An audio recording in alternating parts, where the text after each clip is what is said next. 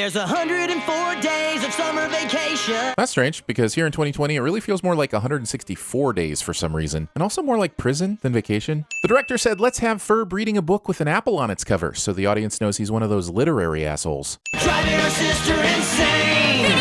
Come on, Candace. If you didn't want the mustache, why did you sit there like a piece of art while he painted it on?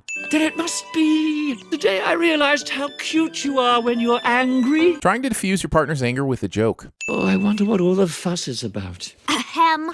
June 15th.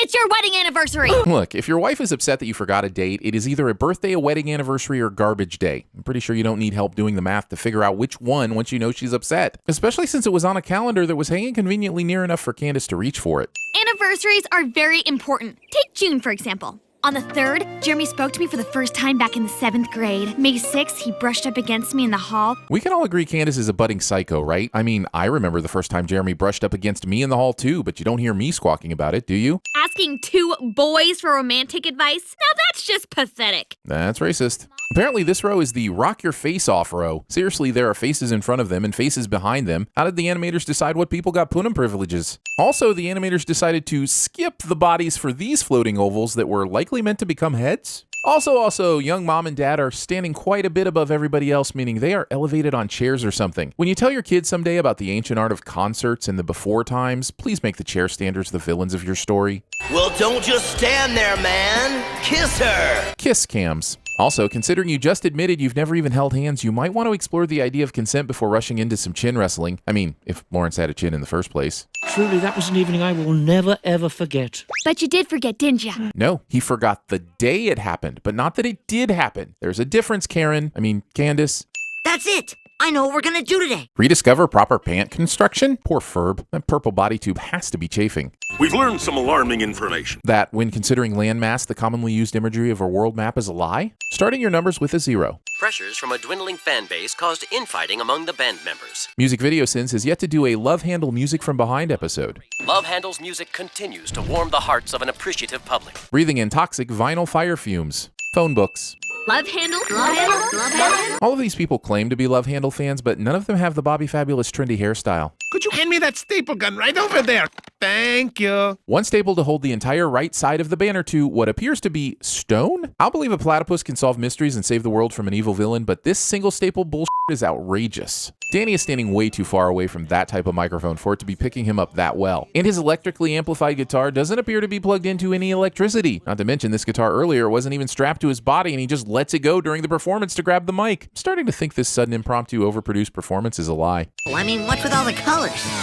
I have no idea. Taking your first trip to Middle Earth. This journey through the history of rock and roll is great, but seems like it's missing something. Something just doesn't feel quite appropriate. Wait, did I say that right? Love on the Run at your service, my friend. Why the does the delivery driver for Love on the Run need immediate access to a Colt gun at his hip in a holster? Also, this man is highly suspicious. Who totes around their elderly mother untethered in the back of a van? I haven't seen musicians put themselves in danger for their art this much since I was stuck in traffic in LA and the truck in front of me had a full jazz band in it. Los Angeles, man. So, here's the awkward part. And when I say awkward, I mean for you, not so much for me. Finishing a sentence you started several minutes ago. This is just bad sign design. This hair salon is a couple of well-aimed rocks away from becoming Boob's Hair Salon. And honestly, I'm kind of mad no kid in town has made that happen. And if we can't, well, Ferb's got a backup plan. Considering he's holding a mace and a net, I can only imagine it involves tricking him into some sort of historical reenactment. Certainly this show wouldn't be suggesting Ferb's going to go medieval on his hiney. This wall appears to be stone, and that pick appears to be plastic, so I'm calling Hernanigans on this coif dagger. You're the one, yes, you're the star. We need you back on bass guitar. You're fabulous. I'm fabulous. Why is this bass player's montage a combination of rap and disco? And more importantly, how do all the soccer moms even know the words? Barber chairs on wheels. Hair rollers? Dude, we're getting the band back together. Roll commercials. Yeah, can you help us out? We're already on it. You know what they say about what happens when you assume, Isabella? You end up $65K in debt for staging equipment and have to use the Fireside Girls cookie sales for the next 2 decades just to pay down the interest. At least, I think that's how the saying goes. I'm having flashbacks to Dancer in the Dark, and this is a sin for emotional turmoil that movie caused me.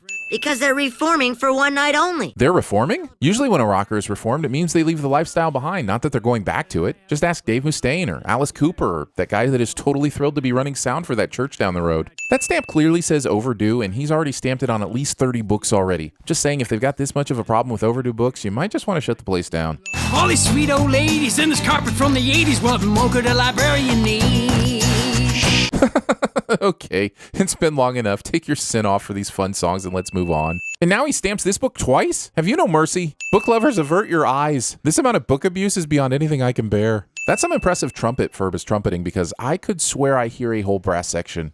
So how you ladies doing in here? Oh, you know, just wishing your store had doors on the changing room lobby so you'd mind your own business and such. I'll just point out that there's a massive stage being built in the driveway, but somehow Dad, who is on the other side of the fence, doesn't even notice. Do people have cardboard boxes in their garages that at a moment's notice can convert to sturdy seating? Is that a thing? We have trash cans. We have no trash cans. I took the liberty of going through your address book and inviting all your little friends. Parents, when we last saw them 5 minutes ago, this crew was in exactly the same place, except this girl was walking the other direction, and they added some dudes to lift the lights. In fact, this girl is still sawing the same board, and this girl is moving the same speakers that somehow got moved back. The only badge these Fireside girls are earning is the badge for the lazy reuse of animation. This is not their yard. That is not the stage they were setting up, and now I'm thinking this is just a cartoon that doesn't care about important things like spatial continuity. Also, imagine being stuck here, or here, or here. Up to half this audience has obstructed seating, and that's just bad crowd planning. Also, fire codes, noise ordinances, electricity load, permits. Look, this whole concert is a lawsuit waiting to happen, and for that legal advice, I'm charging Sins at an hourly rate. He survives this. Linda, darling. Lawrence is surprisingly calm considering Linda is driving through their backyard right now. She's right about here, and no one explains why. We're like a ninja of love, repelling down from above. Allowing children to rappel over a rock stage. Show completely waste Owen Wilson in a split-second cameo. Shooting off fireworks whenever you damned well please.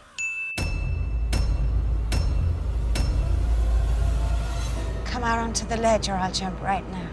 Did you know the CinemaSin writers have podcasts? Check out Sincast and Behind the Sins by searching for CinemaSins wherever you listen to podcasts. Come on, Candace, for true love. True love is the greatest thing in the world. Except for a nice MLT, a mutton, lettuce, and tomato sandwich. Turn your ramp up to 10. These go to 11. Hello, my baby. Hello, my honey. Hello, my ragtime gal. Now, you listen here. He's not the Messiah. He's a very naughty boy. Pardon me, would your name be Marion? Nobody ever lets me finish my number. If I had a this is where I'd tell you to suck it.